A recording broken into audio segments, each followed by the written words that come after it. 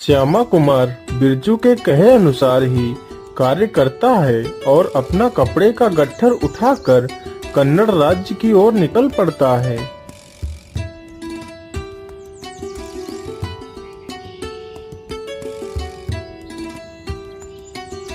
आइए आइए, अच्छे अच्छे कपड़े, दस्ताने व टोपियां लेकर जाइए। आइए भैया, देखिए कितने सुंदर कपड़े हैं। आइए आइए।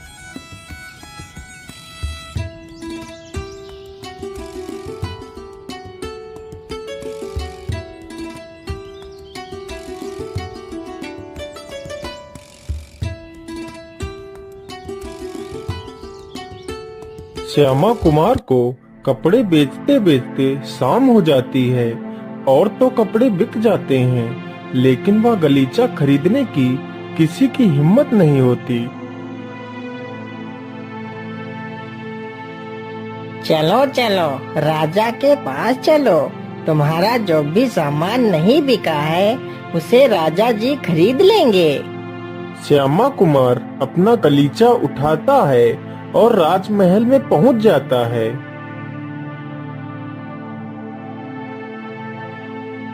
हाँ व्यापारी, बोलिए, तुम्हारा क्या क्या सामान है जो आज बाजार में नहीं बिका है?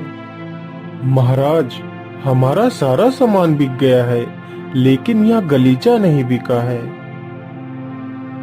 अच्छा ठीक है, यह गलीचा तो बहुत सुंदर है। यह किसने बनाया है? महाराज, इस गलीचे को मेरी पत्नी ने बनाया है। अच्छा ठीक है, तो तुम्हारे इस गलीचे की कीमत कितनी है? महाराज, इस गलीचे की कीमत 100 रुपए है। मंत्री जी, इन्हें 100 रुपए नहीं, बल्कि इन्हें 100 सोने की मुद्राएं दी जाएं। इनका गलीचा बहुत सुंदर है, इसलिए इसकी कीमत 100 स्वर्ण मुद्राएं होनी चाहिए।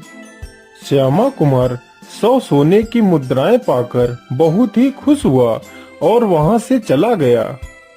श्यामा कुमार को 100 सोने की मुद्राएं देकर राजा किसी गहरी सोच में खो जाता है। यदि यह गलीचा इतना सुंदर है, तो इस गलीचे को बनाने वाली कितनी सुंदर होगी। मुझे उसे देखने की बहुत इच्छा हो रही है, लेकिन क्या करूं? कैसे मिलूं उससे? क्या करूं? हाँ, ये सही रहेगा। सैनिकों, हमारी दासी को बुलवाया जाए। बोलिए महाराज, हमारे लिए क्या आज्ञा है? दासी, तुम जाओ और इस व्यापारी का पीछा करो और इसकी पत्नी को कैसे भी करके हमारे पास लेकर आओ। इसके बदले तुम मुझसे जो भी मांगोगी वह मैं तुम्हें दे दूंगा।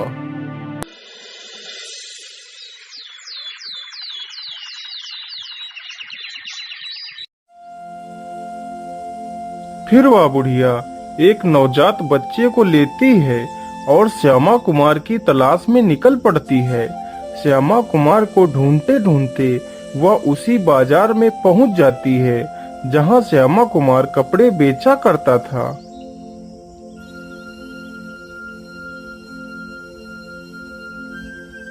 वह बूढ़ी महिला श्यामा कुमार की दुकान के पास काफी देर तक खड़ी रहती है। अरे माता जी, आपको काफी देर से देख रहा हूँ कि आप मेरी दुकान के पास खड़ी हैं, लेकिन आप तो कोई सामान भी नहीं खरीद रही हैं। क्या बात है माता जी, आप किसी मुसीबत में हैं क्या? नहीं बेटा, मुझे कोई परेशानी नहीं है। यह मेरा बेटा है जो आपकी अंगूठी को देखकर चुप हो जाता है, लेकिन यदि अंगूठी को नहीं देखता है तो रोने लगता है। श्यामा कुमार को लगा कि वह कोई गरीब महिला है जो अपने लालच में आकर यह अंगूठी मांग रही है। अच्छा ठीक है, कोई बात नहीं माता जी, आप ये अंगूठी रख लीजिए, फिर आपका बेटा नहीं रोएगा।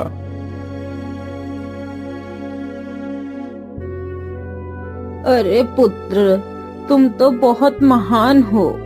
तुमने तो मुझे इतनी कीमती अंगूठी उतार कर दे दी। वैसे तुम रहते कहाँ हो? तुम्हारा घर कहाँ है? माता जी, मेरा घर रंजकपुरी में है। मैं वहीं पर अपनी पत्नी के साथ रहता हूँ। फिर वह बूढ़ी महिला श्यामा कुमार के घर जाती है। अरे बेटी, तुम जल्दी से तैयार हो जाओ और मेरे साथ चलो। अब तुम्हें इस झोपड़ी में रहने की कोई आवश्यकता नहीं है। राजा साहब ने तुम्हारे पति को एक सुंदर सा घर दिया है। लेकिन माताजी, आप कौन हो? मैं तो आपको जानती नहीं हूँ, इसलिए मैं आपके साथ नहीं चल सकती। लेकिन पुत्री, मेरा विश्वास करो, तुम्हारे पति ने ही मुझे भेजा है। यदि तुम्हें यकीन नहीं है तो इस अंगूठी को देखो। यह अंगूठी आपके पति ने ही भेजी है और कहा था यदि मेरी पत्नी तुम्हारे साथ आने से इनकार करे तो यह अंगूठी उसे दिखा देना, तो वह तुरंत आपके साथ आने को तैयार हो जाएगी। अरे हाँ, यह अंगूठी तो मेरे पति की ही है। इसका मतलब ये औरत ठीक कह रही है। अच्छा ठीक है माताजी, चलिए, मैं आपके साथ चलने के लिए तैयार हूँ। रूपरेखा उस बूढ़ी महिला के साथ चली जाती है। इधर जब श्यामा कुमार बाजार से वापस घर आता है तो देखता है, अरे रूपरेखा, तुम कहाँ हो? देखो, मैं तुम्हारे लिए नई नई साड़ी लेकर आया हूँ, लेकिन तुम तो कहीं दिख ही नहीं रही हो। कहाँ हो तुम? श्यामा कुमार रूपरेखा को पूरे घर में आवाज लगा लगा कर बुलाता है, लेकिन रूपरेखा कहीं नजर नहीं आती। तो श्यामा कुमार बहुत दुखी हो जाता है और इधर उधर भटकने लगता है।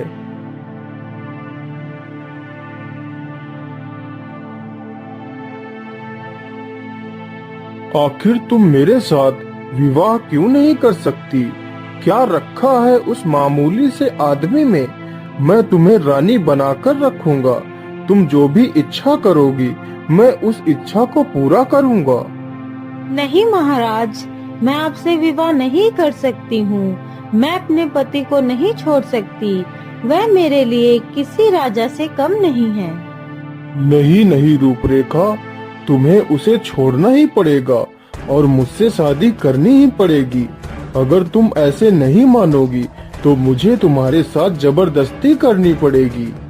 हे ईश्वर, मैं अपनी इज्जत इस दुष्ट राजा से कैसे बचाऊं? मैं तुमसे आखिरी बार पूछ रहा हूँ, तुम मुझसे विवाह करने के लिए तैयार हो या नहीं? महाराज, मैं आपसे विवाह करने के लिए तैयार हूँ, लेकिन मेरी एक शर्त है। बोलो रूपरेखा, तुम्हारी क्या शर्त है? मैं तुम्हारी प्रत्येक शर्त को मानने के लिए तैयार हूँ। नहीं महाराज, मैं अपनी शर्त ऐसे नहीं बताऊंगी। पहले आप मुझे वचन दीजिए कि आप मेरी शर्त मानेंगे। ठीक है रूपरेखा, मैं तुम्हें वचन देता हूँ। मैं तुम्हारी हर एक शर्त को मानने के लिए तैयार हूँ। तो सुनिए महाराज, मैं आपसे विवाह तो करूंगी, लेकिन अभी नहीं। मुझे 6 महीने की मोहलत दो। 6 महीने बाद मैं आपसे विवाह करूंगी। तब तक आप मुझे मेरे हिसाब से जीने दो। फिर रूपरेखा उसी महल में रहने लगती है।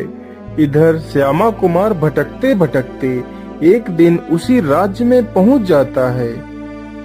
हाय मेरी रूपरेखा, तुम मुझे छोड़कर कहाँ चली गई? मैं तुम्हारे बिना कैसे रहूंगा? वापस लौटकर आ जाओ रूपरेखा। यह आवाज तो मेरे पति की लग रही है। अरे, यह तो मेरे पति ही हैं। अरे सुनो दासी, इस पागल को मेरे पास ले आओ। अरे सुनो भाई, तुम्हें हमारी महारानी बुला रही हैं, चलो उनके पास। दासी, तुम अब जा सकती हो। अजी, आपने ये क्या हाल बना लिया है? लेकिन रूपरेखा, तुम मुझे छोड़कर यहाँ क्यों चली आई? मुझे अकेला क्यों छोड़ दिया रूपरेखा? तुमने मेरे साथ धोखा क्यों किया? नहीं स्वामी, मैंने आपके साथ कोई विश्वासघात नहीं किया है। मैं यहाँ अपनी मर्जी से नहीं आई हूँ, मुझे यहाँ छल से लाया गया है। फिर रूपरेखा श्यामा कुमार को पूरी कहानी सुनाती है।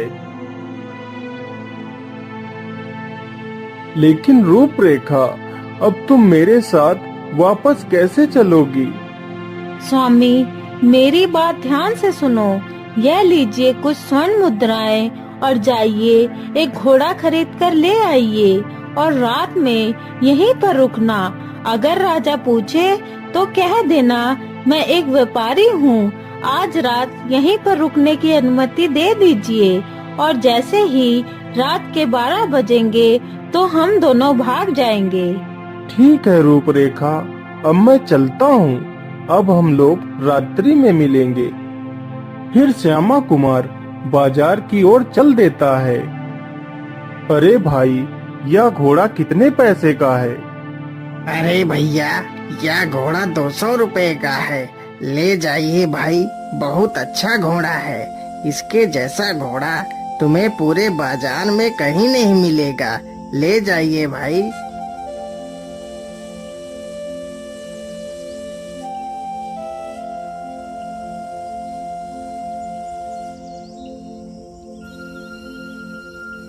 अरे पहरेदारों, मैं एक व्यापारी हूँ, मुझे आपके राजा से मिलना है।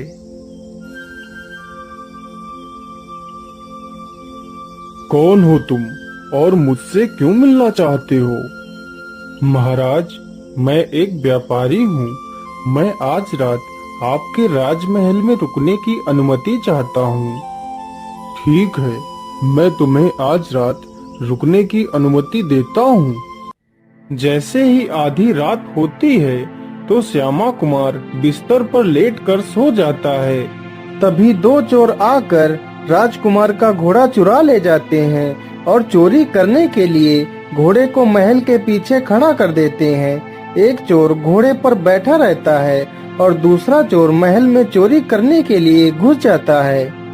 उधर रूपरेखा पूरी तैयारी के साथ श्यामा कुमार की प्रतीक्षा कर रही थी। अरे, मुझे लगता है स्वामी नीचे खड़े होकर मेरी प्रतीक्षा कर रहे हैं। चलो जल्दी से घोड़े पर चढ़ जाती हूँ। अंधेरा ज्यादा होने के कारण वह श्यामा कुमार को पहचान नहीं पाती है। रूपरेखा को लगा कि वह श्यामा कुमार है, लेकिन वह तो एक चोर था। रूपरेखा जल्दी से घोड़े पर चढ़कर बैठ जाती है और चोर उसे लेकर वहां से निकल पड़ता है।